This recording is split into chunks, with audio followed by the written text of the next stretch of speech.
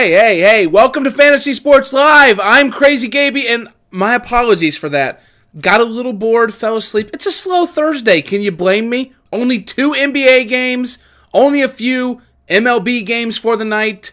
Just, a little slower than what I'm used to. But that's okay. We're going to get right into it. Stick around. You're going to like it. A few interesting going-ons in Major League Baseball yesterday. Paul Goldschmidt continued his epic domination of Tim Lincecum. I mean, it's just getting ridiculous at this point, folks. He is batting .542, 13 for 24 with 7 home runs and 17 RBIs against Lincecum. Lincecum is a former Cy Young Award winner. This is absolutely nuts. It might be the most dominant batter versus pitcher and most relevant statistics in baseball right now.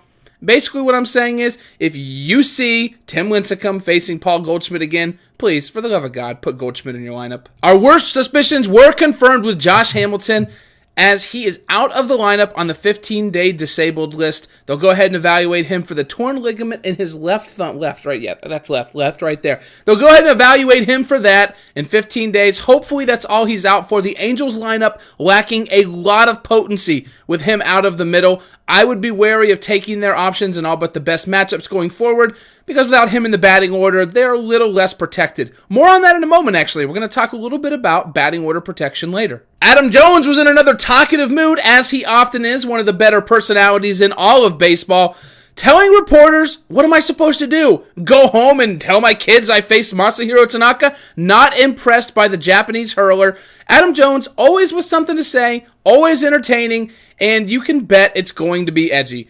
For fantasy purposes, Adam Jones off to a bit of a slow start this year, but he definitely could heat up, and I disagree with Mr. Jones. I think Tanaka makes a fine option going. The guy had 10 strikeouts. 10 strikeouts yesterday. I mean, I don't think you could do much better than that. I think he's asking a lot from Mr. Tanaka, telling him that he's not that impressed with the 10 strikeouts. But anyways, I digress. Joakim Noah put an exclamation point on one of the more impressive seasons we've seen from a center in a long time. He chipped in 15 points, 13 rebounds, and 10 assists for his 4th triple-double of the season, moving him into a tie with Indiana's Lance Stevenson for the most in the NBA. Noah is a different breed when it comes to centers. He's one of the most talented players I've ever seen at being at the right place at the right time and just making the right pass. Going to be fun to see how the Bulls move forward from here, and definitely fun to watch them in the playoffs. If you're playing in some fantasy basketball playoff leagues, I would not skimp on Joakim Noah, because when the lights are on, we know Tom Thibodeau loves to play his guys big minutes. I could easily see Noah logging 45 minutes a night in each and every playoff game. I mean, he's going to be near a triple-double every single game at that rate. The Indiana Pacers chose to sit their starters, and they responded. They edged the Bucks. And by the way, I actually think the Milwaukee Bucks might be worse than the Philadelphia 76ers. Is that even possible? I don't know. I have no idea, but it seems like they have to be. You lose to the Indiana Pacers reserves at home? Yeah, you might actually just be the worst team in the NBA at that point. So, I don't know. I'll leave that for you to decide. But, yeah, Evan Turner, Luis Scola, they put the hammer down. And it just boggles my mind how a team could be that bad. But, moving forward. Slow day in NFL news, but one juicy little nugget. Roger Staubach, famed Cowboys Hall of Fame quarterback, said if he were on the clock with the number 1 pick in this year's draft, there's no doubt in his mind he would take Johnny Manziel over defensive end Jadeveon Clowney. Always a name I stumble on. I actually think Johnny Manziel could be interesting for fantasy football purposes this year. If he lands in the spot like Jacksonville or Houston, well, they'll throw him into the fire right away.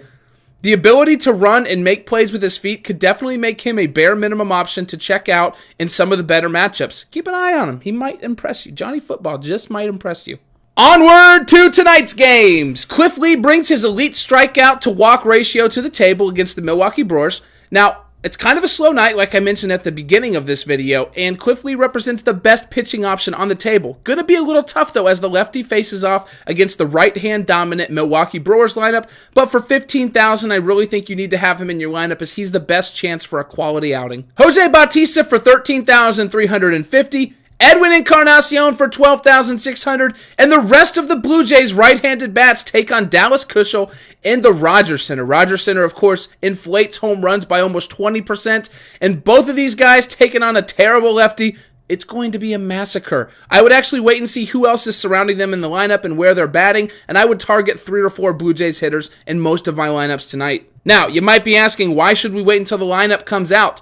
That's a very good question, my friend. I promised you earlier we'd talk about it. Let's dig in. Batting order is a huge factor, as players at the top of the order may receive an extra at-bat, +1, the little Mario sound where, he gets the green mushroom, the extra life. Anyways, he may receive an extra at-bat, and they also benefit from the protection of having other dynamic hitters around them. Pitchers can't be careless with the pitches they throw. They have to try and get the out as hard as possible. This leads to more walks and more opportunities for hitters to get pitches to put into play. On that same line of thought, check out where the Indians' right-handed bats and the Yankees' left-handed bats are once the lineup cards are released. Both teams are in great spots today, and anyone in the top 5 to 6 holes in the order will be in play. So that's right-handed Blue Jays bats, right-handed Indians bats, and left-handed Yankees bats. Take those, and I think you're covered this afternoon, whatever the hell it is, wherever you are. Question of the day time! I know you love it, and I want to hear from you. You've been a little quiet lately. Come on, tell me how you really feel. I need conversation.